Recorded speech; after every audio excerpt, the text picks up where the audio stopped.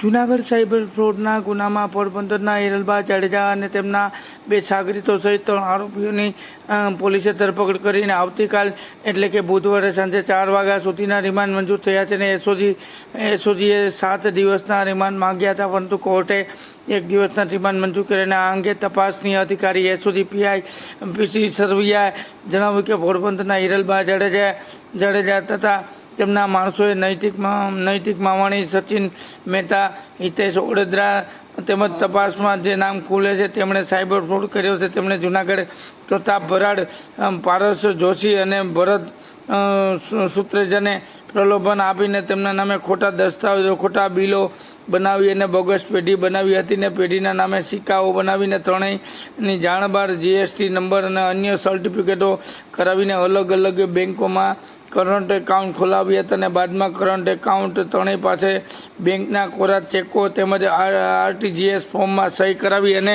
Cyber fraud દ્વારા છેતરપિંડી મેળવેલ રૂપિયા કુલ 22 બેંકના ખાતા વારંવાર મેળવી ઇલેક્ટ્રોનિક માધ્યમથી નાણાં ઓનલાઈન ટ્રાન્સફર કરી સાયબર ફ્રોડનો ગુનો આચર્યો હતાના ગુનાના એસઓજી પોરબંદર કોથળી ગામે રહેતા હિતેશ ભીમજીભાઈ ઓડેદરા ઉંમર 60 અને ઉંમર 28, મુંબઈના મલાડ વેસ્ટમાં રહેતા સચિન કનકરાય મહેતા ઉંમર 48 અને પોરબંદરના સુરત પેલેસમાં રહેતા હિરલબા ભુરાભાઈ જાડેજા ઉંમર 60ની ટ્રાન્સફર વોરંટથી અટક કરીને દરમિયાન ત્રણેય આરોપીને 7 દિવસના રિમાન્ડની માગણી અર્થે કોર્ટમાં રજૂ કરતા જૂનાગઢ કોર્ટે ત્રણેય આરોપીને 1 દિવસના રિમાન્ડ મંજૂર કર્યા હતા. આવતીકાલે બુધવાર સુધીના 4 વાગ્યા સુધીના રિમાન્ડ મંજૂર કરવામાં આવ્યો હતો અને ડીવાયએસપી ઓફિસે પત્રકાર પરિષદ યોજતા ડીવાયએસપીએ માહિતી આપતા જણાવ્યું. જૂનાગઢ રેન્જ સાયબર પોલીસ સ્ટેશનમાં જે ગુનો દાખલ થયેલો તેમાં જૂનાગઢના સાહેબ પ્રતાપભાઈ બરાડ, પારસભાઈ અને ભરતભાઈ સુત્રેજા આ લોકોના જે બેંક એકાઉન્ટ છે તેમના ડોક્યુમેન્ટનો દુરુપયોગ કરી આરોપી હિરલબા જાડેજા, નૈતિક માવાણી, સચિન મહેતા, હિતેશ ઓડેદરા તથા તપાસમાં અન્ય કેટલા સંડોવાયેલા છે આ તમામે મળી આ જે વિક્ટીમ છે પ્રતાપભાઈ, પારસભાઈ અને ભરતભાઈ તેમના અલગ અલગ પ્રકારના પ્રલોભન આપી તેમના નામના ખોટા દસ્તાવેજ તથા ખોટો બિલો લઈ ને બોગસ પેઢીઓ બનાવેલી. આ પેઢીઓના નામથી સિક્કા બનાવી અને તે નંબરના જીએસટી નંબર મેળવેલા અને અન્ય સર્ટિફિકેટ કઢાવી અને આ તમામ જે સર્ટિફિકેટ, જીએસટી નંબર એ પેઢીઓ બનાવટી બોગસ હોવા છતાં તેનો ખરા તરીકે ઉપયોગ કરી આ ગુનાના મુખ્ય આરોપી હિરલબા જાડેજા, આ ઉપરાંત તેની સાથે સંકળાયેલા અન્ય આરોપીઓ નૈતિક માવાણી, સચિન મહેતા, હિતેશ ઓડેદરા આ તમામે મળી અને જે ભારત રાજ્યના જે સાયબર ફ્રોડના જે રૂપિયાઓ છે તે આ એકાઉન્ટ કુલ 22 એકાઉન્ટો છે, કરંટ એકાઉન્ટો ખોલાવેલા અને અલગ અલગ સમયે ટ્રાન્ઝેક્શન કરેલા. ત્યારબાદ આ તમામ જે રૂપિયાઓ એકાઉન્ટમાંથી જે નાણાં ઇલેક્ટ્રોનિક માધ્યમથી ઓનલાઈન ટ્રાન્સફર કરેલા અને વિડ્રો કરી સગે વગે કરી દીધેલા. તો આ બાબતે BNSSની કલમ, આ ઉપરાંત IT એક્ટની કલમ મુજબ સાયબર રેન્જ પોલીસ સ્ટેશનમાં ગુનો દાખલ થયો અને ગુનાની ગંભીરતાને ધ્યાને રાખી આની તપાસ એસઓજી પીઆઈ સરવૈયા સાહેબનાને સોંપેલી છે. હાલ આગળની તપાસ શરૂ છે. આ તમામ 4 પૈકી પકડાયેલા આરોપી હિતેશ ઓડેદરા, સચિન મહેતા અને મુખ્ય આરોપી હિરલબા જાડેજા આ 3ની ધરપકડ કરી નામદાર કોર્ટમાં રિમાન્ડ માટે રજૂ કરતા 1 દિવસના રિમાન્ડ આપવામાં આવેલા છે. કેટલા રૂપિયાનું થયું છે? આ સમગ્ર જે તપાસ દરમિયાન એસઓજીની ટીમ જે પહોંચી છે તે મુજબ છેલ્લા 1 વર્ષથી સમગ્ર ભારતભરના કુલ 83 જેટલી ફરિયાદો ભારત સરકારના સમન્વય પોર્ટલ મારફતે મળેલી કે તેમને સાથે 100 એકાઉન્ટ નંબરથી ચીટિંગ થયેલા. તો જે 22 એકાઉન્ટ ખોલાવેલા છે તે પૈકી 11 એકાઉન્ટનો ઉપયોગ કરવામાં આવેલો અને જેમાં સાયબર ફ્રોડના કુલ 2,23,00,000 જેટલી રકમના રૂપિયાઓ આ 11 એકાઉન્ટ મારફતે ફ્રોડની રકમના ટ્રાન્ઝેક્શન થયેલા. કુલ આ ગુનાની તપાસ દરમિયાન જે આ 22 એકાઉન્ટ છે તેમાં 186 કરોડ જેટલી અમાઉન્ટના ટ્રાન્ઝેક્શન થયેલા, આટલી રકમ ક્રેડિટ થયેલી અને જે પૈકી 185 કરોડ છે એ વિડ્રો કરવામાં આવેલી છે. આમ ખૂબ મોટા પ્રમાણમાં છે આ ભોગ બનનારના નામે ખોટા દસ્તાવેજો, એકાઉન્ટો બનાવડાવી અને મોટા પ્રમાણમાં કેશ વિડ્રો કરેલી છે અને અન્ય એકાઉન્ટોમાં ટ્રાન્સફર કરેલી છે. હાલ આ સાયબર ફ્રોડના 2,23,00,000 સિવાય અન્ય બીજી કઈ કેશ જે અમાઉન્ટ છે ટ્રાન્સફર કરવામાં આવેલી છે તેની વિગતવારની તપાસ શરૂ છે. સર, આ કઈ રીતે કરતા હતા, એમાં શું મેઇનલી આ જે ત્રણેય વિક્ટીમ છે જુનાગઢના, તેમની પાસેથી તેમના તમામ ડોક્યુમેન્ટો લઈ બોગસ પેઢીઓ અલગ અલગ નામથી બનાવી અને કુલ 22 જેટલા એકાઉન્ટો ખોલાવ્યા. ત્યારબાદ છે એ આરોપીઓ એક કાવતરું કરી અને આ તમામના જે સાયબર ફ્રોડના અને અન્ય જે રૂપિયાઓ છે આ એકાઉન્ટમાં ટ્રાન્સફર કરાવતા, ત્યારબાદ એક એકાઉન્ટમાંથી બીજા એકાઉન્ટમાં અથવા તો કેશ વિથડ્રો કરાવી અને આ સમગ્ર સ્કેમ છે આચરેલું છે.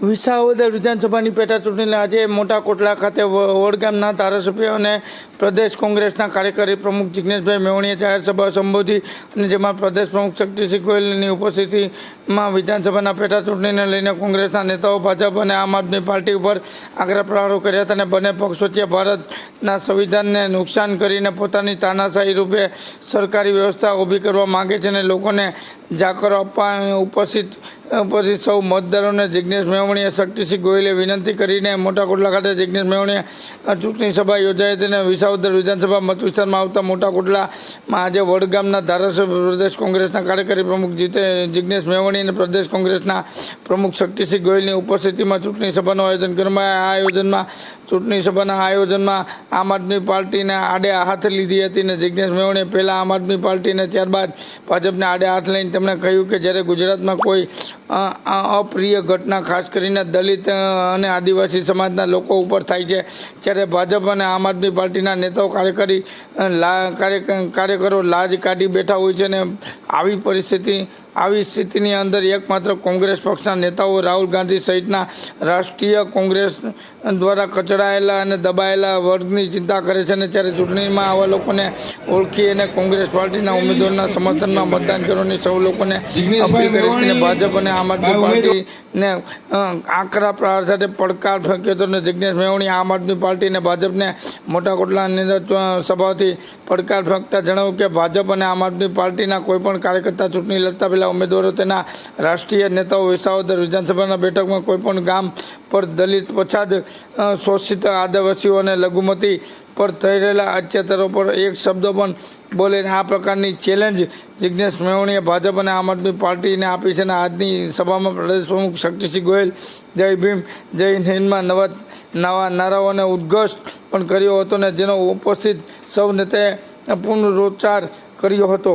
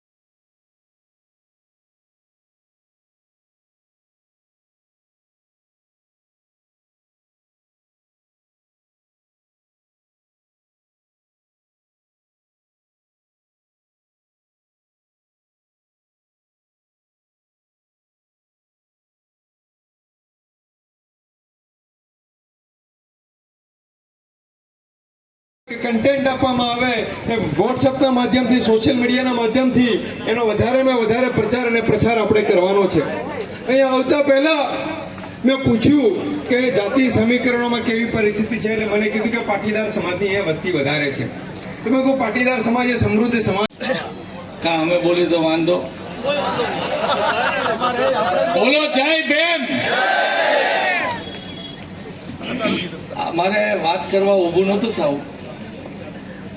મેં પહેલા ના પાડી ત્યાં મને યાદ આવ્યું કે મારા અમુક અનુભવો મારે તમારા સૌ સમક્ષ મૂકવા જોઈએ. બાય.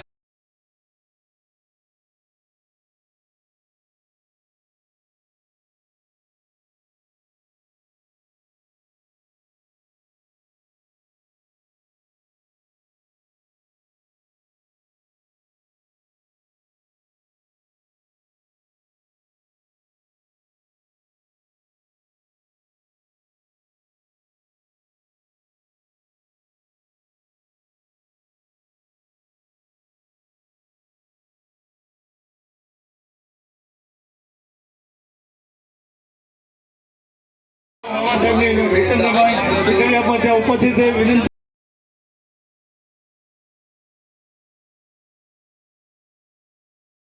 માં પ્રભાવિત થઈ હતી એમાં હું ને વસરામભાઈ કાંઈ વાંધો લઈ શકીએ એવા નથી રહ્યા, કારણ કે તમે જેમ પ્રભાવિત થઈને ગયા હતા એવી ભૂલ અમે કરી બેઠા હતા. 4 મહિના આમ આદમી પાર્ટીમાં ચક્કર મારી આવ્યા, સમજાણું, કેજરીવાલને સમજાણા, તે મુઠ્ઠીઓ વાળીને પાછો એમ થયો કે જે મારી વિચારધારા હતી એ જ આ દેશ માટે બરાબર છે. એક ખોટાને કાઢવા, મોદીને ખોટાને કાઢવા હું આમ આદમીમાં ગયો તો મને એમ થયું કે એક ખોટાને કાઢવા બીજા ખોટાને મોટો કરવા આવ્યો એવું લાગ્યું, એટલે પાછો આવતો રહ્યો. કેજરીવાલજી આવી ના પાડી દે તો મારે રાજકારણ જિંદગીમાં કોંગ્રેસમાં મોઢું નહીં દેખાડવાનું, રાજકારણમાં મોઢું નહીં દેખાડવાનું. એક ગાડીમાં બેઠા જે બધી વાત થઈ હોય એ હું કરું છું. મેં એમને કીધું, પેલા તો એ કે કોંગ્રેસ જો ન હોય ને પેલા એ ઠેકાણે પડે તો ભાજપ ઠેકાણે પડે. હારું, મને એમ થયું કે આ ક્યાં આવ્યો હું, પણ મેં કીધું હજી ધીરજ રાખીએ. પછી એક દિવસ ગાડીમાં કેજરીવાલજી બેઠા ને કે કોંગ્રેસના મત હવે નથી તૂટતા, હવે ભાજપના તૂટે છે. ત્યાં મારી લાલ લાઈટ થઈ કે આ માણસને જીતવું હોય તો ભાજપનો તૂટે, કોંગ્રેસનો તૂટે, એને શું ફેર પડે છે? જેને જે પાર્ટીને જીતવું જોઈએ. એ પછી ઘણી બધી એવી બનાવો બની, ખોટા કેવી રીતના. હવે અમે પ્રેસ કોન્ફરન્સમાં લેવા જતા હતા અને પ્રેસ કોન્ફરન્સ લેવા ગયા તો ઓલા સિસોદિયાને કે તું એમ કહી દે ગોવાની સરકાર તૂટી હતી, તો કે તું કહી દે કે મારી પાસે આવ્યા હતા તને મુખ્યમંત્રી બનાવી દે એવું કહેવા આવ્યા હતા. તો ઓલા સિસોદિયાને મેં સાંભળ્યો પ્રેસ કોન્ફરન્સમાં, મને ઘડીક વાર એવું થઈ ગયું ગાન પાસે સાચે આવ્યા હતા. આવું તો વ્યવસ્થિત ખોટું બોલી હતી. વળતી વખતે કેજરીવાલ કે ઓલા 2 ધારાસભ્યોને કહ્યો કે પૈસા લઈને આવ્યા હતા ભાજપ વાળા, એવું કહી દે. બીજેથી 2 ટીવીમાં એ જ ધારાસભ્યો બેન એ કહી દીધું. એટલે આ ખોટા છે એ મારી નરી આંખે અને મારા નરા કાને સાંભળીને આવ્યો છું. એટલે એ વાત તમને કરવા ઊભો થયો છું. મેં એમને કહ્યું, પછી મને ટેસ્ટોમીટર કેજરીવાલ ઉપર મૂક્યું. મેં કીધું આપણે આ કાર્ડ વેચીએ છીએ, ગરીબ માણસો, જરૂરિયાતમંદ લોકો એ આપણી યારે જોડાશે, પણ આપણે જીતવું હોય તો આપણે ગુજરાતનું ડેવલપમેન્ટ કેમ કરશું એની આખી બ્લુપ્રિન્ટ મૂકવી જોઈએ. તો મને કે નહીં, કાર્ડ હાલે છે બરોબર હાલે છે. મને નક્કી થઈ ગયું કે આ કેજરીવાલ કોંગ્રેસને તોડવા આવ્યા છે અને હું ત્રીજે જ દી કોંગ્રેસમાં વયો ગયો પાછો, કે મારી ભૂલ થઈ ગઈ. જાહેર સભામાં મેં માફી માંગી કે મારી જિંદગીમાં પેઢીઓથી જે અમારી સમજણ હતી, મને આ અસમજણ કબુદ્ધિ સૂઝી, એની માફી જાહેરમાં માગીને કોંગ્રેસમાં આવતો રહ્યો. 2 મિનિટ અહીંયા ઊભો રહે, હું અહીંયા વિસ્તારમાં જોઉં છું, અડધી કલાકમાં મોડામાં મોડો તમારી પાસે પહોંચી જવાની ગેરંટી આપું છું. એટલે આપ સૌને મારી વિનંતી ઈ છે, કોંગ્રેસ છે ગરીબોનો પક્ષ છે. અહીંયા અમે પૈસાવાળો છે, આ ગરીબ બ્રાહ્મણ નથી રહ્યો. હું પૈસાવાળો બ્રાહ્મણ છું, પણ હું ભાજપમાં કોંગ્રેસમાં છું, એટલે મારે ગરીબોની જ વાત કરવી પડે, નતર હું કોંગ્રેસમાં ન ટકું. આ કોંગ્રેસની વિચારધારા છે. અને ભાજપનો કોઈ ધારાસભ્ય કે ગમે એવો ગરીબ માણસ હોય તો એને સાવકારોની વાત કરવી પડે, નતર એ ભાજપમાં ન ટકે. એ ભાજપની વિચારધારા છે. આવડો મોટો ફરક ભાજપ અને કોંગ્રેસ વચ્ચે છે. હું આપ સૌને જોર જોરથી બોલવાનું, ખોટું બોલવાનું, વારંવાર બોલવાનું એવું નથી આવડતું. ખોટા પ્રલોભનો આપતા નથી આવડતું. પેરિસ બનાવી હું આ નહીં દઉં, જીતીશ તોય નહીં બનાવી દઉં, પેરિસ નહીં બને આપણા. પણ તમે સારી રીતે હાલી શકો ને એવા સારા રોડ બનાવી દો, પેરિસ નહીં.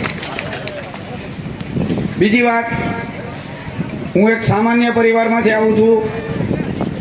આ દેશની 140-45 વર્ષ જૂની પાર્ટી, જેમાં ગાંધીજી, સરદાર વલ્લભભાઈ પટેલ અને બાબા સાહેબ આંબેડકર જેવા લોકોએ જેની જિંદગી ઘસી નાખી, એવી કોંગ્રેસ પાર્ટીમાંથી આ નાના એવા પરિવારના છોકરાને ટિકિટ દીધી. એ બદલ હું કોંગ્રેસ પાર્ટીનો ખૂબ ખૂબ આભાર માનું છું. એક વખત ગાંધીજી રાતે 3 વાગે બાબા સાહેબના ઘરે ગયા, તો બાબા સાહેબ જાગતા હતા. તો ગાંધીજીએ પૂછ્યું, અત્યારે? એટલે આંબેડકર સાહેબે શું કીધું ખબર છે? મારો સમાજ સૂતો છે એટલે હું જાગું છું. આવા બાબા સાહેબ આંબેડકરના વંશજો છો તમે. અને ગઈ 2022ની ચૂંટણીમાં હાવણાવાળા તમને છેતરી ગયા હતા ને? હવે ધ્યાન રાખજો, 2022ની ચૂંટણીમાં તમે બધાએ આમાંથી ઘણા લોકો છેતરીને તમને હાવણામાં લઈ ગયા હતા. ઈ હાવણાનો ઉમેદવાર 1 વર્ષ પછી વયો ગયો બીજેપીમાં. ત્યારે આ જ ગોપાલભાઈ ઇટાલિયા પાર્ટીના પ્રદેશ પ્રમુખ હતા. ત્યારે ગોપાલભાઈ આવ્યા હતા અહીંયા કે તમે લોકોએ હાવણામાં મત દીધા છે, અમારો ઉમેદવાર બોધો નીકળો, અમે એને હાચવી ન હોય ગયા, હવે એ ભલે વયો ગયો, તમે હાવણાના નિશાન ઉપર મત આપ્યા છે, તમારી જવાબદારી અમારી છે, તમારે કાંઈ કામ પડે તો કહેજો, હું પાર્ટીનો પ્રદેશ પ્રમુખ છું. આવ્યા હતા ગોપાલભાઈ અહીંયા?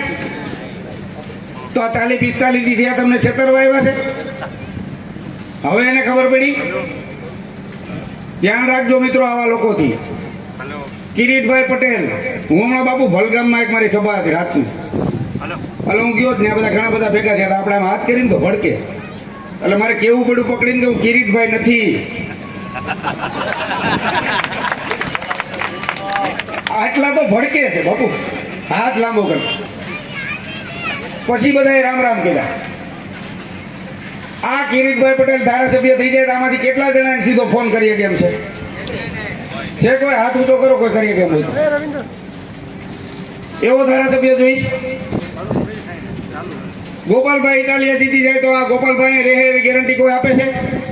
તમારે કામ પડશે તો ફોન કરશો એટલે એમ કે હું સુરત છું, સોમવારે આવું છું, આપણે ત્યારે જોઈ લેશું. એટલે તમારે 4-5 દી તમારા કામ માટે રાહ જોવાની.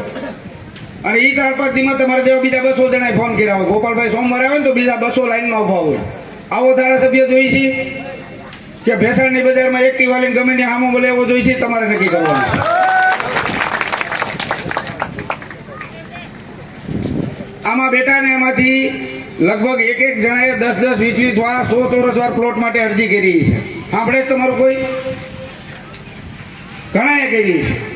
જે તે વખતે ઇન્દિરા ગાંધી યોજનામાં તમને મકાન મળ્યા, પ્લોટ મળ્યા, એમાં તમે રહ્યો છો. હવે એના દીકરા એની દીકરા થઈ ગયા, પ્લોટ નથી મળતા. એ 100 ચોરસ વાર પ્લોટમાં 12 જણાનું પરિવાર રહે છે. આજની તારીખે નવા પ્લોટ નથી મળતા. આ મૂંગી બેરી સરકાર તમારું સાંભળતી નથી. તમારો અવાજ બનવા માટે હું મત માગવા આવ્યો છું. ગોપાલભાઈ પાસે શબ્દોનું ભંડોળ છે, મારા કરતા ભાષણ સારું કરતા આવડે એને. કિરીટભાઈ પાસે સત્તા અને સંપત્તિનું ભંડોળ છે, અને મારી પાસે કર્મોનું ભંડોળ છે. તમે કોરોનામાં જોઈ લીધું છે. ત્યારે મને ખબર નહોતી કે આ આવડી મોટી પાર્ટી મને ધારાસભાની ટિકિટ લે છે. ત્યારે તો મેં એક માનવતાની રૂએ કર્યું હતું. તમે બધા જાણો છો, આમાંથી ઘણા બધા લોકો એમાં લાભ લીધો છે. અને તેથી મેં કોઈ પાસે 1 રૂપિયો માંગ્યો હોય તો ઊભા થઈને કહેજો કે અમે તારા દવાખાનામાં દાખલ હતા ને 1 રૂપિયો લીધો હતો. આ જાહેર મંચ ઉપરથી છાતી ઠોકીને કહું છું. તમારા સમાજના મેં મારીને બહુ દર્દી આવ્યા. આમાંથી એક જણો કોઈ ઊભો થઈને કહી દે કે નીતિન અમે તને 1 રૂપિયો આપ્યો હતો, એના મત માગવા આવ્યો છું. તો હવે જવાબદારી તમારી બધાની છે. મારે જાજુ ભાષણ નથી કરવું, ઘણા બધા બાકી છે. પ્રચાર માટેની મીટિંગ મેં જિગ્નેશભાઈ અને જિલ્લા કોંગ્રેસ સમિતિના પ્રમુખ અમે આપને આમંત્રણ આપ્યું ને આપ સૌ પધાર્યા છો એટલે મેં ના પાડી કે અમારું સ્વાગત ના હોય, પણ હું ને જિગ્નેશભાઈ ફૂલોની પાંખડીઓથી આપ સૌનું સ્વાગત કરીશું.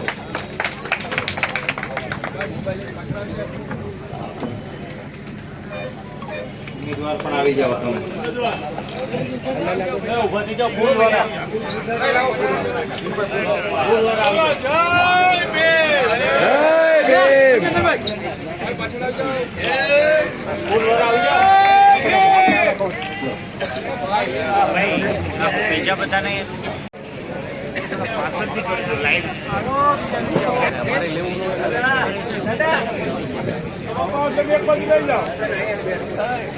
લોકશાહી વ્યવસ્થાની મજા જ આ છે.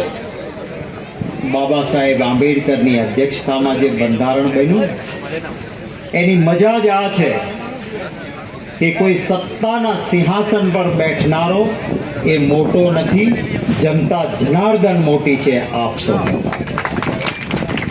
આપની એ તાકાત છે કે પ્રતિનિધિને ચૂંટાવીને સત્તાના શાસનમાં બેસાડે, પણ ત્યાં બેઠા પછી જો એ અહંકારી બને તો મતોના તાકાતથી પાછો એને ભોંય ભેગો કરવાની તાકાત પણ મતદાતાઓમાં છે. આજે જે સત્તા બેઠી છે એનો અહંકાર 7મા આસમાને છે. ત્યારે આ પ્રસંગ છે. એક ચૂંટણી વિસાવદરની જીતીએ, કડીની જીતીએ તો સરકાર નથી તૂટવાની, પણ સત્તામાં બેઠેલાનો અહંકાર જરૂર તૂટવાનો છે ને એ તોડવાનું કામ કરે. કેવો અહંકાર?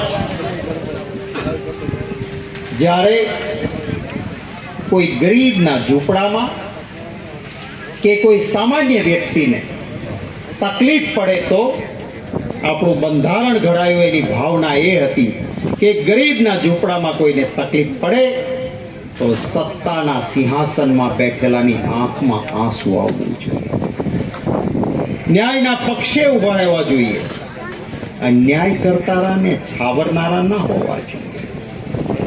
તકલીફ પડે ક્યાંય તો જેને તકલીફ પડી છે, ક્યાં ધર્મનો છે, કઈ જાતિનો છે, ક્યાં વર્ગનો છે, ક્યાં પક્ષનો છે, એ ન જોવાય, પણ જેને અન્યાય થયો છે એના આંસુ લૂછવાને એની તકલીફમાં ભાગીદાર થવા માટે એક વ્યક્તિએ જવું જોઈએ. આ લોકશાહીનો સિદ્ધાંત છે. ઉનામાં કોઈ દલિત પર અત્યાચાર થાય તો જિગ્નેશભાઈ મેવાણી પણ ત્યાં પહોંચે અને દિલ્હીમાં બેઠેલા રાહુલ ગાંધીજી પણ પહોંચે, પણ ગુજરાતનો ભાજપનો નેતાય ન જાય અને ગુજરાતમાંથી દિલ્હીમાં બેઠેલો નેતા પણ દલિતના ઘરે પૂછવા ન જાય. કોઈ નાની વ્યક્તિને ક્યાંય મુશ્કેલી પડે, હું ખાસ કહેતો હોઉં છું કે કોંગ્રેસના એક કાર્યકર્તાની એ જવાબદારી છે કે ક્યાંય પણ કોઈને અન્યાય થાય તો કોંગ્રેસના કાર્યકર્તાએ જ્ઞાતિ, જાતિ, વર્ગ, ધર્મ, પક્ષ કશું જ જોયા વગર જેને અન્યાય થયો છે એની પડખે ઉભા રહેવાનું છે. ખુદમાં લખ્યું છે ઇક્વાલિટી બિફોર લો, કાયદા સામે બધા સમાન. આ ભાજપવાળા શું કરે કે કાયદા માટે સમાનતા નહીં, એનો ગુનો કરે તો કાયદો જુદો અને બીજા કોઈનો ગુનો થાય તો એનો કાયદો જુદો. આપણા પરિવારનો કોઈ વ્યક્તિ ક્યાંક નાની ભૂલ કરે તો એના ઘર ઉપર બુલડોઝર ફરે, એના ટાંટિયા તોડી નાખવામાં આવે, અને ભાજપનો મોટો નેતા એ બળાત્કાર કરે, ખૂન કરે, અત્યાચાર કરે, પણ એના કોઈ કાયદો લાગુ પડે નહીં. બાબા સાહેબ આંબેડકરે આપેલા બંધારણમાં આ જોગવાઈ નથી. એ બંધારણ તો એમ કહે છે કે કાયદા સામે બધા સમાન. આપ જુઓ એમની નીતિ જુઓ. આજે આ ભાજપ વાળાનું ચાલે ને તો માનવને પણ સરખા ન ગણે એવી સ્થિતિ વાળા આ લોકો છે. એમને આજે પણ એ જ વ્યવસ્થા જોઈએ છીએ કે જ્યાં એક ગરીબ આદિવાસીના ઝૂંપડામાં જન્મેલા એકલવ્યજી પાસે એટલી મોટી વિદ્યા આવી કે જે મહેલમાં જન્મેલા પાસે નહોતી, અને ભસતા કૂતરાનું મોઢું એક આદિવાસી દીકરાએ પી લીધું હતું તો એનો અંગૂઠો કાપી લીધો તો આની પાસે વિદ્યા ન રહેવી જોઈએ. આ એ જ માનસિકતા આજે પણ છે. અને એટલા જ માટે તમને જીપીએસસીમાં ઓછામાં ઓછા કેમ સિલેક્ટ થાવ આનું પ્લાનિંગ કરવા.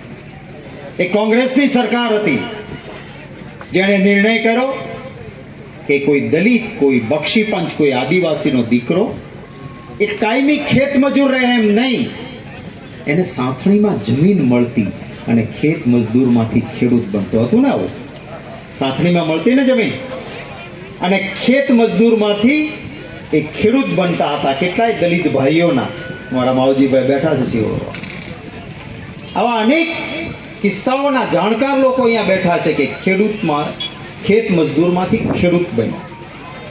આજે મળે જ કોઈને હાથણીમાં જમીન? આ ભાજપના આટલા શાસનમાં કોઈ થયો ખેત મજદૂરમાંથી ખેડૂત? હા, જેને કોંગ્રેસે આપી હતી ને એને કહ્યું તારો શરત ભંગ થયો છે એમ કરીને પાછી જમીન લઈ લીધી હોય. આવા દાખલા મળે છે ને કે તારી જમીનમાં શરત ભંગ થયો છે, પાછી લઈ લીધી. આ માનસિકતાને સમજજો. એ એક જ શતરંજના ચટ્ટા બટ્ટા છે. એમને કંઈ તકલીફ આપણી પડે તો એની ચિંતા નહીં. અરે હું દિલ્હીનો પ્રભારી હતો. અનેક દલિત ભાઈઓ તેમના અધિકારની માંગ કરતા હતા. ક્યારેય એમની અધિકારની માંગ સંતોષવામાં નહોતી આવતી. હા, મત લેવા માટે નિશાન સાવરણો રાખવાનું, પણ સાવરણાવાળાની ચિંતા કરવાની નહીં કે જે સાવરણો પકડીને તમારી સફાઈ કરીને તમે દમદાર રીતે જીવી શકો એના માટે એક સાવરણો લઈને તમારી સફાઈ વિસ્તારોની કરનારો વ્યક્તિ છે તો એ આગળ વધે એમ નહીં, એને આખી જિંદગી એના હાથમાં હાવરણો જ રહે ને, આવી દાનતવાળા એવા લોકો છે. એ કોંગ્રેસ પાર્ટી હતી કે ના, શું કામ એ સાવરણો પકડે ભાઈ? એ સાવરણો પકડનાર વ્યક્તિ કલેક્ટર કે ડીએસપી બની શકવો જોઈએ, અને એટલા માટેની સુવિધા આપી તો કોંગ્રેસ પાર્ટી આપી. મહેરબાની કરીને વિનંતી કરું છું એક એક ઘર સુધી આ અવાજને, આ વાતને લઈને આપજો. દલિતો ઉપર ખૂબ અત્યાચાર થતો, આદિવાસી સમાજ ઉપર અત્યાચાર થતો. આ જે કરવાવાળા બેઠા છે હો, પણ જેને મનમાં વિચાર આવે ને અત્યાચાર કરવાનો, એને પહેલી બીક શેની લાગે? એટ્રોસિટી એક્ટની લાગે કે નહીં? કે આ કરવા જશું ને જો એટ્રોસિટી લાગશે તો જલ્દી જામીન નહીં મળે. છે ને? છે કે નહીં? હા કે ના? આ કાયદો કોણ લઈને આવ્યું? રાજીવ ગાંધી હતા, કોંગ્રેસના વડાપ્રધાન. બિહારમાં એક દલિત પરિવાર ઉપર અત્યાચાર થયો. રાજીવ ગાંધી ત્યાં ગયા અને એને જોયું કે દલિત સમાજ પાસે કોઈક હથિયાર હોવું જોઈએ કે બીજો એના ઉપર અત્યાચાર કરતા પહેલા 10 વાર વિચાર કરે. અને રાજીવ ગાંધી હતા, કોંગ્રેસના વડાપ્રધાન હતા. એટ્રોસિટીનો કાયદો લઈને આવ્યા, અને એટ્રોસિટીનો કાયદો આવ્યો ને એટલે હવે ગામડે ગામડે અત્યાચાર કરનારાને બીવું પડે છે. આ પરિવાર તો એ કાંટો કાઢ્યાનો પણ ગુણ ન ભૂલે એવું કોઈ સમાજ હોય ને તો એ દલિત સમાજ છે. બાબા રામદેવ પીર અમારા પૂર્વજોના, અમારા વંશમાં, અમારા ગોત્રમાં એમણે જન્મ લીધો, અને બાબા રામદેવ પીરે કંઈક પરચો આપ્યો. આજે એને વર્ષોના વર્ષો થઈ ગયા, પણ આ દલિત સમાજ છે કે આજે પણ રામદેવ પીરના આખ્યાન કરે, અને દલિત સમાજની વચ્ચે રામદેવ પીરના મંદિર. આવો ખાનદાન વર્ગ છે ત્યારે હું વિનંતી કરું છું યુવાનોને કે આપના ત્રાજવામાં મૂકજો. એક તરફ એવી પાર્ટીઓ છે જે આ તાપડું ભલું નથી ઈચ્છતા અને એમ માને છે કે અમારી પાસે તો પૈસા છે ને, અને 94 ને એક પોટલી આપી દઈશું ને એટલે મત મળી જશે. સાબિત કરીને બતાવજો કે અમે બાબા સાહેબ આંબેડકરના વંશજો છીએ. તારું પોટલી ને 94 અમારો મત નહીં ખરીદી શકે. સાબિત કરીને નશા મુક્તિની વાતો કરીને પરિવારની અંદર પણ કોઈ તકલીફ હોય તો એ નશાથી ઊભી થતી હોય તો કોઈ યુવાન અવળા માર્ગે ન ચડે એના માટેની સાધના કરે તો એ રાજકીય પક્ષ અને રાજકીય નેતા કહેવાય. મતના રાજકારણ માટે દારૂની પોટલીઓ આપીને આમથી આમ કરતો હોય તો એને સમાજ સેવક કહેવાનો કે રાજકીય નેતા કહેવાનો અધિકાર. આપની વચ્ચે આ ઉમેદવાર ઊભા થયા. અમે એનો ઉમેદવાર નક્કી કરતા પહેલા બહુ લોકો સાથે વાત કરી હતી. અમારા ભાઈ પૂજાભાઈ વંશ, ભાઈ ઇન્દ્રનીલભાઈ રાજ્યગુરુ, પરેશભાઈ દાનાણી, અમારા વશરામભાઈ સાગઠિયા, લલિતભાઈ વસોયા, ભરતભાઈ અમીપરા, આ અનેક મિત્રોને સાથે વાત કરી કે સામાન્ય માણસને કોણ ગમે છે. અમારે ધનપતિ નહીં, લોકોના દિલોનો પતિ હોય એવો ઉમેદવાર મૂકવો છે. અને આ બધાએ ભેગા થઈને કહ્યું કે આ એક એવો વ્યક્તિ છે યુવાન જેણે જિલ્લા પંચાયતમાં નિષ્ઠાને પ્રમાણિકતાથી કામ કર્યું અને કોરોના આવ્યો ત્યારે કોઈ સ્વાર્થ વગર લોકોની જનસેવા કોઈએ કરી હોય તો નીતિન રાણપડિયાએ કરી છે. માટે એને ખાસ કહું છું, આ કોઈ નેતા તરીકે કામ નહીં કરે, આપના બેટા તરીકે કામ કરશે. બે ઉમેદવારો એવા છે જે નેતા બનવા નીકળ્યા છે અને આ આપના બેટા તરીકે કામ કરે એવો ઉમેદવાર છે. એના પંજાના નિશાન પર મતો આપે.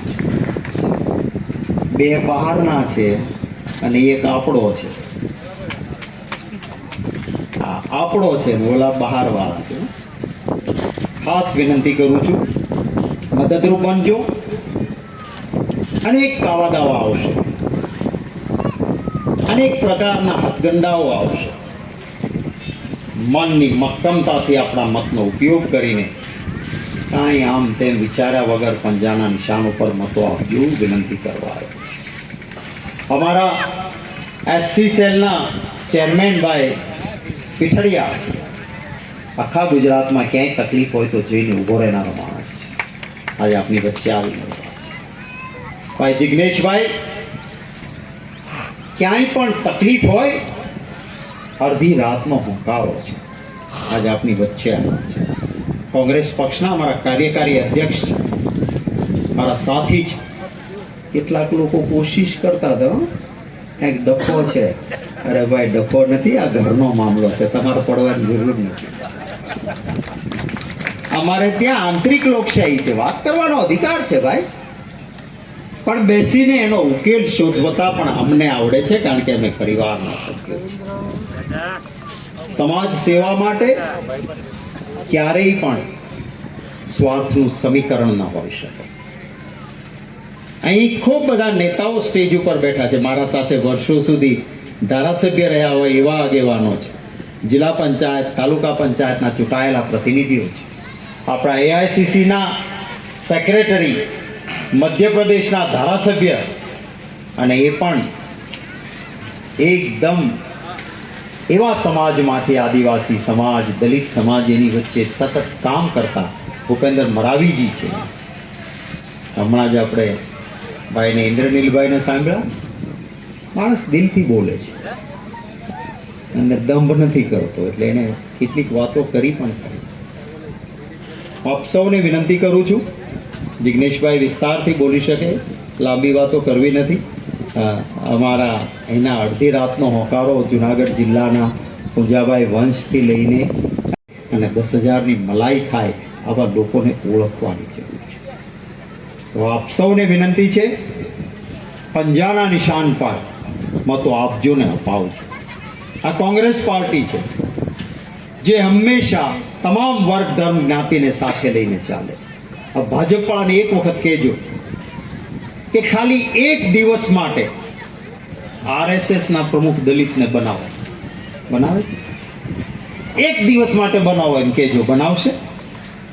અને મને ગૌરવ છે કે કોંગ્રેસ પાર્ટીના રાષ્ટ્રીય પ્રમુખ ખડગે સાહેબ હોય તો એ દલિત સમાજના, અને મને ગૌરવ છે કે મારા ગુજરાતના પ્રભારી મુકુલ વાસનિકજી હોય, સૌથી senior most general secretary AICC ના, તો એ દલિત સમાજ. મારા સાથી કાર્યકારી અધ્યક્ષ અહીંયા જિગ્નેશભાઈ મેવાણી બેઠા છે. અહીંયા અમારા માજી ધારાસભ્યશ્રીઓ, જિલ્લા પંચાયત વિપક્ષના નેતા આપણા સમાજમાંથી આવ્યા છે. હંમેશા દરેક સમાજ વર્ગ અને અન્યાય ગમે ત્યાં કર્યો છે. કોઈ પાટીદાર દીકરીને અમરેલીમાં અન્યાય થાય તો પણ કોંગ્રેસીએ બોલવું પડે, અને કોઈ દલિતના દીકરા દીકરીને અન્યાય થાય તો પણ કોંગ્રેસે બોલવું પડે, અને કોઈ આદિવાસીને ત્યાં અત્યાચાર થાય તો પણ કોંગ્રેસે બોલવું પડે, કોઈ બક્ષી પંચના ઉપર અન્યાય થાય તો પણ કોંગ્રેસે બોલવું પડે. કઈ જાતિ કે કોઈ મુસ્લિમ બિરાદરને ત્યાં અન્યાય થાય તો માત્ર એ જ્ઞાતિ બોલે એમ નહીં, એ જ્ઞાતિમાં ન હોય એ નેતાએ પહેલો અવાજ ઉઠાવવો જોઈએ. આ વિચારધારા છે આપણી, અને એમાં આપ સૌ સહયોગ આપજો. વિજયી બનશે નીતિન રાણપરિયા. મેં કહ્યું કે નેતા તરીકે નહીં, આપના બેટા તરીકે કામ કરશે. આ વાતને ખૂણે ખૂણે લઈને જજો. અનેક નેતાઓ દૂર દૂરથી ઉપસ્થિત રહ્યા. આપ સૌ વિશાળ સંખ્યામાં મોડી સાંજ સુધી ઉપસ્થિત રહ્યા છો. પ્રદેશ કોંગ્રેસ સમિતિના પ્રમુખ તરીકે અને અંગત રીતે આપ સૌનો ખૂબ હૃદયપૂર્વક આભાર માનું છું. આપ સૌને શુભકામનાઓ પાઠવું છું. અને થાક્યા ન હો તો મારી સાથે જરા જોરથી બોલાવશો. જય ભીમ, જય ભીમ, જય હિન્દ, જય હિન્દ, જય કોંગ્રેસ. Thank you.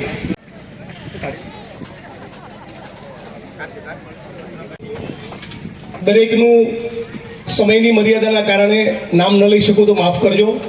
આપણી વચ્ચે ઉપસ્થિત છે વિધાનસભામાં મારી સાથે બેસનારા પૂર્વ ધારાસભ્ય માનનીય પૂજાભાઈ વંશ, માનનીય પ્રવીણભાઈ મુછલિયા, રાજકોટથી જે સતત મહેનત કરી રહેલા ઇન્દ્રનીલભાઈ વસરામ, અમારા સેક્રેટરી ભૂપિન્દરભાઈ, સાથે હિતેન્દ્રભાઈ પીઠાડિયા SC ડિપાર્ટમેન્ટના ચેરમેન, કિસાન કોંગ્રેસના સાથી પાલભાઈ આંબલિયા, અને જે નિખાલસ ઉમદા સરળ વ્યક્તિત્વના આસામી છે એવા નીતિનભાઈ, આપણા ઉમેદવાર, અને આપણા માનનીય પ્રદેશ પ્રમુખ શ્રી માનનીય શક્તિભાઈ, આપ તમામ બહેનો, માતાઓ, વડીલો, યુવાન મિત્રો. માનનીય શક્તિભાઈએ અનેક વાતો દરમિયાન તમને કામ સોંપ્યું કે 3 અલગ અલગ તરાજુમાં તમારું હિત કોની સાથે જોડાયેલું છે એ તમે તમારી રીતે જોઈ લેજો. એક આતંકવાદીઓને પકડવા નથી અને સિંદૂરની ડબલીઓ વેચવા વાળા છે. આ મંચ ઉપરથી કિરીટભાઈ, કમલમ, ગાંધીનગર અને દિલ્હીને ચેલેન્જ કે 2 ઓગસ્ટના દિવસે પહેલગામની આતંકવાદી ઘટનાના 100 દિવસ પૂરા થાય, 56ની છાતીવાળામાં ખરેખર પાણી હોય તો 4 આતંકવાદીઓની ધરપકડ કરીને બતાવે. વિસાવદરની ધરતી પરથી એમને ચેલેન્જ આપું છું. રવિવારે આમ આદમી પાર્ટીને ચેલેન્જ આપું છું કે નરેન્દ્ર મોદીને વિસાવદરની ધરતી પરથી આવી ચેલેન્જ આપીને બતાવે. એમની ચેલેન્જો અન્ના હજારે ગાયબ થાય એટલે ગાયબ થઈ ગઈ. હવે લોકાયુક્ત નથી બનાવવાનો, હવે લોકપાલ નથી જોઈતો, હવે ભ્રષ્ટાચાર સામેનું કોઈ કેમ્પેન કે આંદોલન પણ નથી જોઈતું. અન્નાય ખોવાઈ ગયા અને અન્નાના ભાઈએ ખોવાઈ ગયા.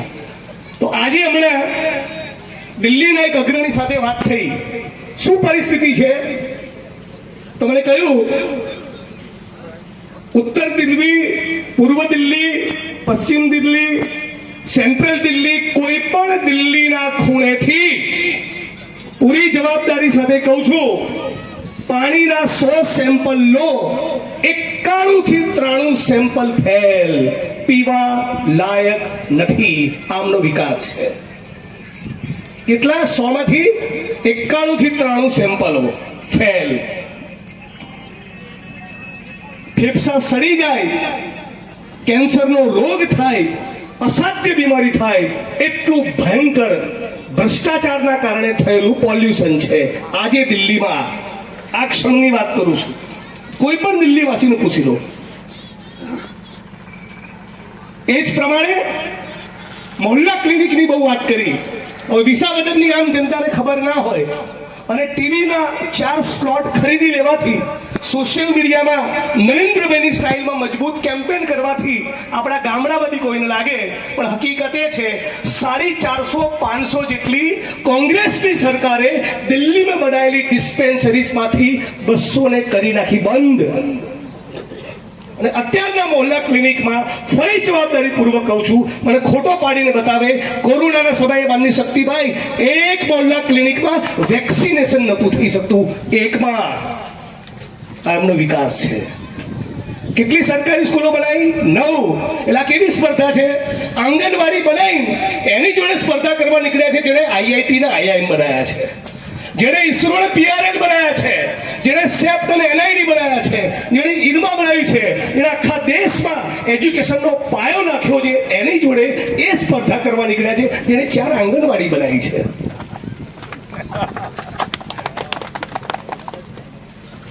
આજે સાથીઓ, આપ મોટી સંખ્યામાં સર્વ સમાજના લોકો પણ છો, પણ દલિત સમાજના મોટી સંખ્યામાં જો, ત્યારે મારી બહેનોને, માતાઓને, વડીલોને અને યુવાન મિત્રોને ખાસ કહેવા માંગુ છું, 3 ત્રાજવા મૂકી લો.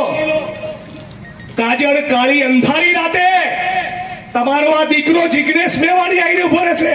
કોઈ આપવા પડાવવાને નથી, કોઈ ભાજપ પડાવવાને નથી. અને એક નહીં, આના 1000 પ્રયોગ કરી લેજો. 1000. હું તમારો અવાજ બનવા માટે તમે છાતી ખોલીને હિન્દુસ્તાનના કોઈ પણ ખૂણે નીકળી શકો, ડોક્ટર ભીમરાવ બાબા સાહેબ આંબેડકરનું બંધારણ લઈને આત્મસન્માનથી જીવી શકો, એટલા માટે ચૂંટણીના રાજકારણમાં આજુ. બાકી ધારાસભ્ય તો દેશમાં 5000 છે. અને એટલે તમારે વિચાર કરવાનો છે, તમારી આત્મસન્માનની લડાઈ કોણ લડશે?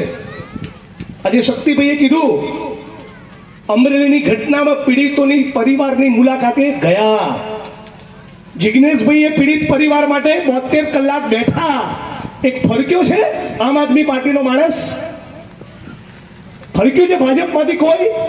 કેટલા અત્યાચારની ઘટનામાં તમારે એક મિત્રોએ, એક વડીલો, બહેનો, માતા, યુવાન દોસ્તો જે સોશિયલ મીડિયા પર વિડીયો સાંભળવાના છે, યાદ રાખે, ઉનાની ઘટના થઈ ત્યારે રાહુલ ગાંધી તમારી સાથે હતા.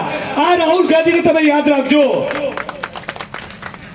હાથરસમાં દલિત સમાજની દીકરીને જીવતી સળગાવી નાખી, અંતિમ દર્શન માટે પણ બળાત્કારનો ભોગ બનેલી દીકરીની લાશ એના સ્વજનોને ના મળી, ત્યારે એ પીડિત પરિવારની પડખે કોઈ હતું તો રાહુલ ગાંધી હતા. એ ઉનામાં તમારી સાથે હતા, એ હાથરસની દીકરીની ઘટનામાં તમારી સાથે હતા. તમારા ભાઈને, તમારા દીકરાને જ્યારે આસામની જેલમાં નાખ્યો ત્યારે ઓલ ઇન્ડિયા કોંગ્રેસ કમિટીના એક હોદ્દેદારને કીધું કે જિગ્નેશભાઈ માટે રોડ ઉપર ઉતરવાનું છે. મારી આસામ પોલીસે ધરપકડ કરી ત્યારે પણ રાહુલ ગાંધી મારી સાથે હતા. મને જે બરાબર યાદ છે શક્તિભાઈ, મારો મોબાઈલ પોલીસે લઈ લીધો હતો, પછી અંદર મારી ધરપકડથી ત્યારે કકડાટ કર્યો, ત્યારે મારો મોબાઈલ 5 મિનિટ માટે મને ઘરે ફોન કરવા આવ્યો, ત્યારે રાહુલજીનો મેસેજ પડ્યો હતો. રાત્રે 2:30-3 વાગ્યાનો સમય હતો. એટલા માટે તમારે વિચાર કરવાનો છે કોની સાથે રહેવાનું છે. આ એ રાહુલ ગાંધી છે જ્યારે દલિત સમાજના આંબેડકરવાદી ચળવળના માણસોને આતંકવાદી કે નક્સલવાદી કે જેલમાં નાખી દે. આખા ભાજપ, આખા ભારતીય જનતા પાર્ટીના લોકોનું જે મિશન છે કે દલિત આંબેડકરાઇટ મુવમેન્ટને બદનામ કરવું, ત્યારે રાહુલ ગાંધી સ્ટેન્ડ લેતા હોય છે આપણા માટે. આ વાતને યાદ કરવાની છે. અને એમની પર માછલા ધોવાતા હોય છે સોશિયલ મીડિયામાં, મેઇન સ્ટ્રીમ મીડિયામાં, એમને બદનામ કરવાની કોશિશ કરતા હોય. છતાં આ ભારત ભૂમિનો ઇતિહાસ છે. દેશ આઝાદ થયો ક્ષણનો આજનો દિવસ સૌથી વધારે કોઈના હાથમાં ડોક્ટર ભીમરાવ બાબા સાહેબ આંબેડકરનું પુસ્તક રહ્યું હોય તે રાહુલ ગાંધી છે. તમે જોઈ લો, તમામ પોલિટિકલ પાર્ટીના તમામ નેતાઓ જોઈ લો. એવું કેવું તમારું વિકાસનું મોડેલ કે તમને ઉભરાતી ગટર દેખાય, તમે સડક વીજળી પાણીની વાત કરો, પણ આદિવાસી, મુસ્લિમ, ઓબીસી કે દલિત સમાજના આત્મસન્માનની વાત ના કરો. નથી જોઈતો આવો નકલી અડધો વિકાસ. કોંગ્રેસ પાર્ટી અને તમારો દીકરો, તમારો પરિવારનો દીકરો એ ટીઆરપી ગેમિંગ ઝોનમાં 26 લોકોના ભાજપના ભ્રષ્ટાચારના પાપના કારણે મૃત્યુ થશે તો પણ લડશે અને ઉનાળા પીડિતો માટે પણ લડશે. ગુજરાતના બેરોજગાર યુવાનો માટે સરકારી ખાલી પદોમાં ભરતી થાય, વિધાનસભાના મંચ ઉપર એની પણ વાત કરશે અને થાનગઢમાં જે દલિતોની છાતી પર ગોળી મારી એની પણ વાત કરશે. 72,000 કરોડનું ડ્રગ્સ ગુજરાતના દરિયાકાંઠે પકડાયું એ મુદ્દો પણ વિધાનસભાના મંચ ઉપર ઉપસ્થિત કરશે અને કોઈ વાલ્મીકી સફાઈ કામદારનું ગટરમાં મૃત્યુ થાય તો એના મુદ્દે પણ બળશે. કેમ કે મારી પાર્ટીનું નામ છે ઇન્ડિયન નેશનલ કોંગ્રેસ. કે કઈ પાર્ટી છે જેણે સ્વતંત્રતાના આંદોલનનો પાયો નાખ્યો, જેમાં સર્વ સમાજના, સર્વ જ્ઞાતિ અને ધર્મના લોકો હતા. આજે ડોક્ટર બાબા સાહેબ આંબેડકરના બંધારણને ખતમ કરવાની જ્યારે કોશિશ કરી રહ્યા છે, તો આ લડાઈની અંદર કોણ છે તમારી પડખે? એ કોંગ્રેસ પાર્ટી ઊભી છે, એ રાહુલ ગાંધી ઊભા છે. આજે આપ તમામ લોકોનું કહેવા માંગુ છું, એક વાક્ય યાદ રાખજો. ગુજરાતની અંદર અને દેશની અંદર સેક્યુલરિઝમ, ધર્મ નિરપેક્ષતાનો સવાલ. સંત કબીરે કહ્યું, ના માલા જપું ના કર જપું, મુંસે કહું ન રામ, રામ હમારા હમે જપે, હમ પાયો વિશ્રામ, કબીરા હમ પાયો વિશ્રામ. આ એ ભારત ભૂમિ છે, આ રવિદાસની ભૂમિ, આ નાનકની ભૂમિ, આ સુફી સંતોની ભૂમિ, ઓલિયાઓ, પીરો અને ફકીરોની ભૂમિ. પેલો નકલી ફકીર નહીં. આ દેશની અંદર કેવી કોમી એકતા હોવી જોઈએ. ગરીબો, પીડિતો, શોષિતો, વંચિતો આત્મસન્માનપૂર્વક જીવન જીવી શકતા હોવા જોઈએ. અને એના માટે માનનીય શક્તિભાઈ યાદ કરાવ્યું એમ, રાજીવજીની સરકાર વખતે તમને શસ્ત્ર મળ્યું તમારા આત્મસન્માનને પ્રોટેક્ટ કરવા, એટ્રોસિટીઝ એક્ટ. કદાચ મારી પહેલી જાહેર સભામાં વાત કરી રહ્યો છું, આજે કહું, અને બધા યાદ રાખજો, તમારી વર્તમાનના આવનારી પેઢીને કહેજો, ચૂંટણી બરાબર મધ્યમાં હોય અને કોઈ ગંભીર અત્યાચારની ઘટના બને અને એ વખતે નેતાએ સ્ટેન્ડ લેવાનું આવે તો પરસેવો છૂટી જાય. કેમ કે તમે પીડિતની પડખે રહો તો અત્યાચાર કરનારા સમુદાયને ના ગમે. એક વિધાનસભાની બેઠકમાં આટલી તકલીફ પડતી હોય તો રાજીવજી અને કોંગ્રેસ પાર્ટીને દલિતોની પડખે રહેતી વખતે કેટલું દુઃખ થયું હશે, કેટલું દર્દ સહન કરવું પડ્યું છે. કે પોતાની વોટ બેંકની પરવા દલિતોના આત્મસન્માન માટે નહીં કરી, એ વાત માટે જબરદસ્ત તાળી પાડો. આ વસ્તુને યાદ રાખવાની. આજે બાજુમાં અમરેલી છે, ભાવનગર છે, રાજકોટ છે, સુરત, વડોદરા, અમદાવાદ, આખા ગુજરાતમાં જેટલા પણ દલિતોના મધ્યમ વર્ગના ફ્લેટ બન્યા, સ્કીમો બની, ટેનામેન્ટ્સ બન્યા, એપાર્ટમેન્ટ બન્યા, કઈ રીતે ઊભું થયું? આજે પણ દલિત સમાજનો ભારતમાં એક બહુ મોટો વર્ગ તો ખેત મજૂર છે, ફેક્ટરીઓમાં જાય છે, સિક્યુરિટી ગાર્ડ છે, કોઈના બંગલાવાળાને ત્યાં કચરા પોતા કરવા આપણી બહેનો જાય છે, આશા વર્કર છે, આંગણવાડીમાં છે. પણ એક દલિતોનો મધ્યમ વર્ગ તૈયાર થયો એ ડોક્ટર ભીમરાવ બાબા સાહેબ આંબેડકરના બંધારણના કારણે અને કોંગ્રેસ પાર્ટીએ જાળવી રાખેલી અનામતના કારણે. અનામતના કારણે દલિત અને આદિવાસી ઓબીસી સમાજનો એક વર્ગ BSNLમાં ગયો, રેલવેમાં ગયો, ONGCમાં ગયો, IUCમાં ગયો, શિક્ષક બન્યો, તલાટી બન્યો, MP MLA બન્યો, IAS IPS બન્યો ને એમાંથી અમદાવાદના ચાંદખેડામાં 3 BHK ની સોસાયટીઓ આપણે ઊભી કરી છે. આ કોંગ્રેસ પાર્ટીનું યોગદાન છે. આજે બિન રાજકીય રીતે દલિત સમાજના લોકોએ 20,000ની આંબેડકરવાદી ચળવળ તરીકે રેલી કરવી હોય તો 20-25,000ની રેલીનો મંડપ થાય, માઇક થાય, વાદળી ખેસ થાય, એના સંસાધન આપણી જોડે ક્યાંથી આવે છે? આપણામાં તો કોઈ ટાટા બિરલા છે નહીં. એ દલિત સમાજના મધ્યમ વર્ગના લોકો સંસાધન આપે છે. અને આ દલિત સમાજનો મધ્યમ વર્ગ તૈયાર થયો બાબા સાહેબના બંધારણ અને કોંગ્રેસે ટકાવેલી, કોંગ્રેસે આપેલી અનામતની નીતિના કારણે. પણ હું આજે તમારી વચ્ચે લડી શકું છું, આ બોલી શકું છું, એના મૂળમાં શું છે?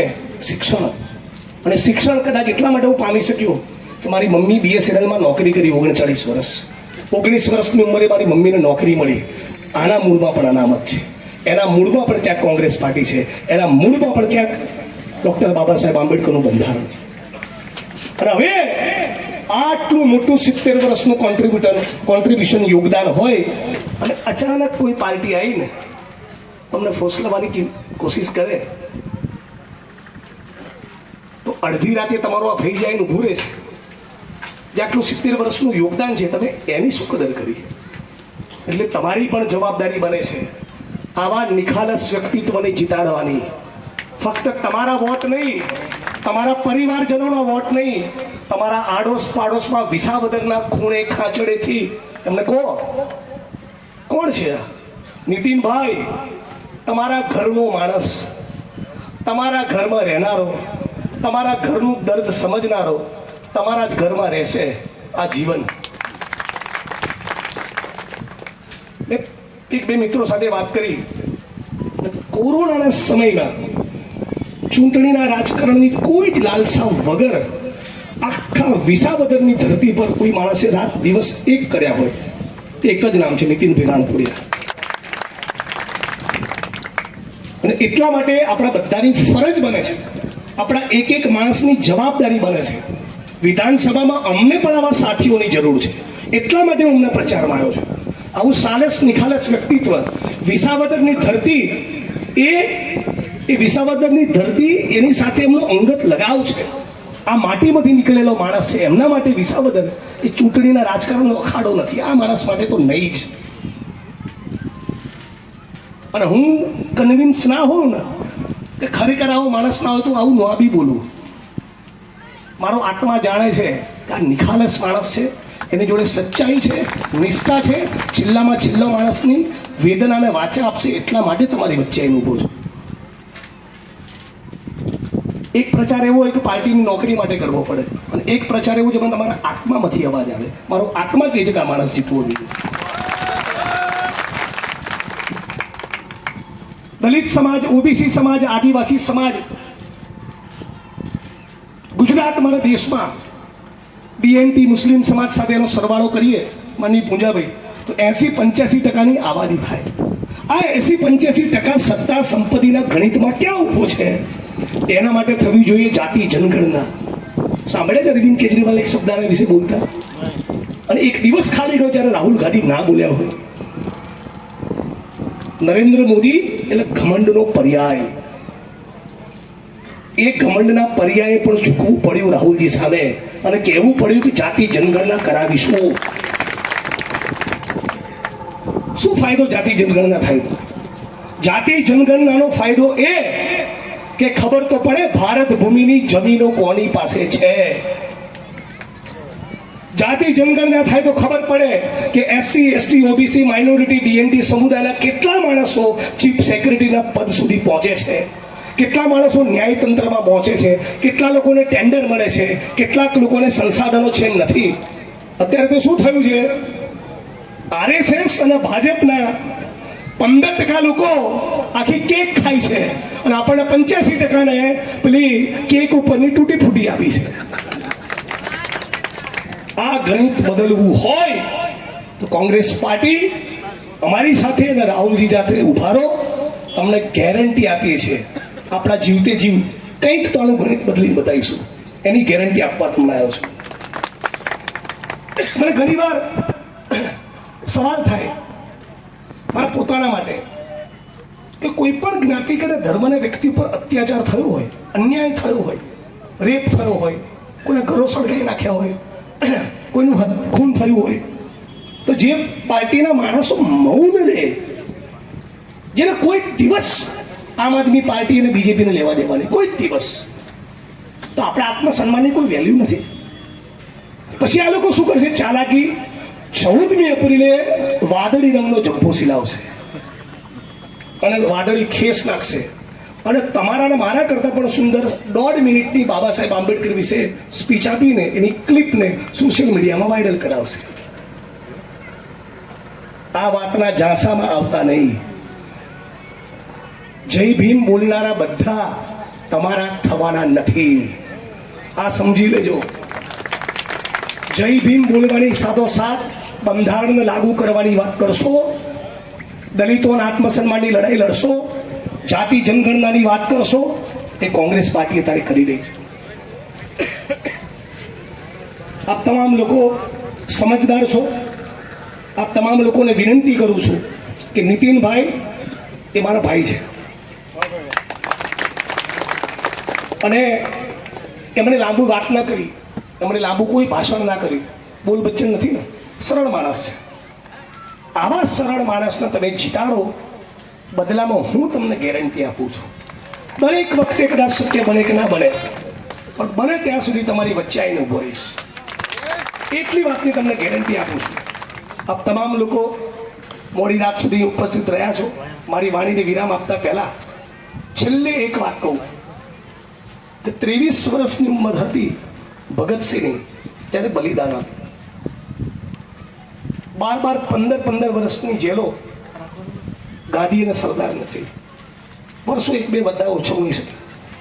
એ સમયના સ્વતંત્રતાના આંદોલનના સિપાહીઓમાં, એ વખતના મહાપુરુષો ક્રાંતિકારીઓમાં કદાચ સૌથી ધનિક એ પંડિત જવાહરલાલ નહેરુ હશે, પણ સૌથી વધારે ગાંધીજી પછી જેલમાં રહ્યા હોય એ પંડિત જવાહરલાલ નહેરુ હતા. ડૉક્ટર બાબા સાહેબ આંબેડકરનો સંઘર્ષ આપણે જાણીએ છીએ. બહુ જ ત્યાગ, તપસ્યા, શહાદત અને બલિદાનો પછી આ બંધારણ બચ્યું છે. એની લાજ રાખવાની જવાબદારી પણ આપણી છે. આ બંધારણને બચાવવાની લડતમાં તમારા અને મારા કરતા 100 ગણો મોરચો કોઈએ સંભાળ્યો હોય એ રાહુલ ગાંધીએ છે. આટલી વાત આજે તમે યાદ રાખજો. તમારી વાણીને વિરામ આપું છું. આપ તમામ લોકોએ મને સાંભળ્યો એ બદલ આપ સૌનો ખૂબ ખૂબ આભાર. નીતિનભાઈ મારા ભાઈ સમાન છે, મારી આબરૂ રહેવું કરજો. અને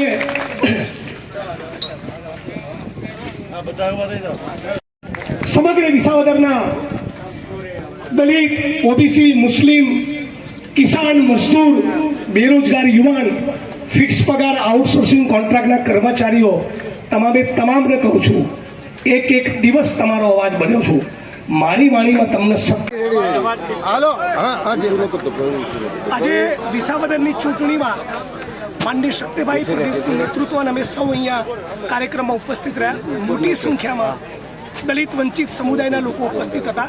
બધાનો લોકોનો રિસ્પોન્સ એ નીતિનભાઈની તરફેણમાં છે. નીતિનભાઈ રાણપુરિયા અત્યંત નિખાલસ વ્યક્તિત્વ છે. અડધી રાતનો હોકારો છે. વિસાવદરની 108 છે. ઘરનો માણસ છે. ઘરની પીડા સમજે છે. ઘરમાં જ રહેવાનો છે. આવો વિસાવદરની જનતામાંથી સૂર ગઈકાલ રાતથી અત્યાર સુધીમાં મને મળ્યો છે. ભાઈ નીતિનભાઈને ખૂબ શુભેચ્છાઓ. ભારે મતોથી વિજયી બનશે અને છેલ્લે વિસાવદરના ઓબીસી, મુસ્લિમ, દલિત અને વંચિત વર્ગોને એટલું કહેવા માંગુ છું કે ભારતીય જનતા પાર્ટી અને આમ આદમી પાર્ટી એ 1% પણ તમારા આત્મસન્માનની લડાઈ લડ્યા નથી, લડવાના નથી. અમે જ તમારા આત્મસન્માનની લડાઈ લડ્યા છીએ અને લડવાના છીએ. એટલે દલિત, ઓબીસી, મુસ્લિમ, વંચિત વર્ગોનો એક વોટ કોંગ્રેસ પાર્ટીને પંજાના નિશાન પર નીતિનભાઈને મળે અને નીતિનભાઈ જેવું સરળ વ્યક્તિત્વ મારી સાથે ગુજરાતની વિધાનસભાનો બંધ શોભાવે એટલી આશા અને અપેક્ષા આજે વ્યક્ત કરું છું.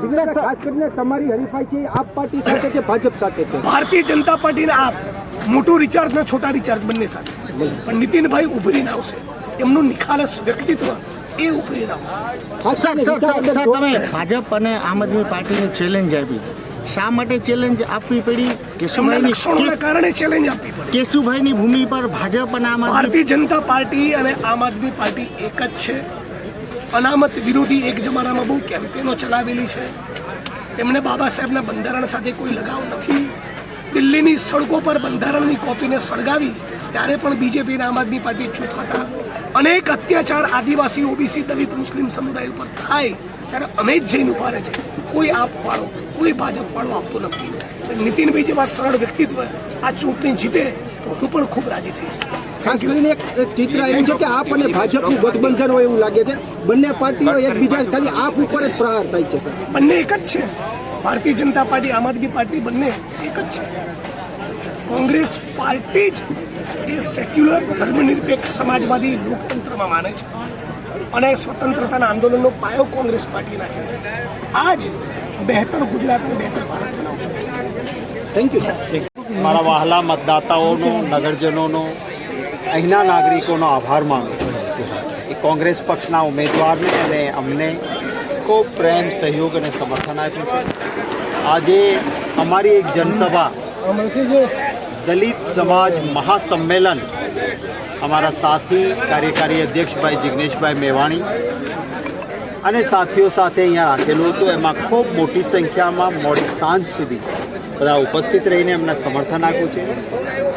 બે પાર્ટીઓ, ભારતીય જનતા પાર્ટી અને આમ આદમી, એ ધનિકો, શ્રીમંતો અને મુઠ્ઠીભર લોકો માટેની વાત કરે છે. કોંગ્રેસ પાર્ટી જ્ઞાતિ, જાતિ, ધર્મ કશું જ જોયા વગર સમગ્ર દેશવાસીઓ માટેની ચિંતા, અને જ્યારે જે બંધારણે કહ્યું છે એ પ્રમાણે જેને સૌથી વધારે જરૂરિયાત છે એની સૌથી વધારે ચિંતા કરવી જોઈએ એ કરી રહી છે. અને એમને જે સમર્થન આજે જે અહીંયા મળ્યું છે અમારી આ જનસભામાં, એ માટે સૌનો આભાર માનું. Thank you. ઓકે, ચલો.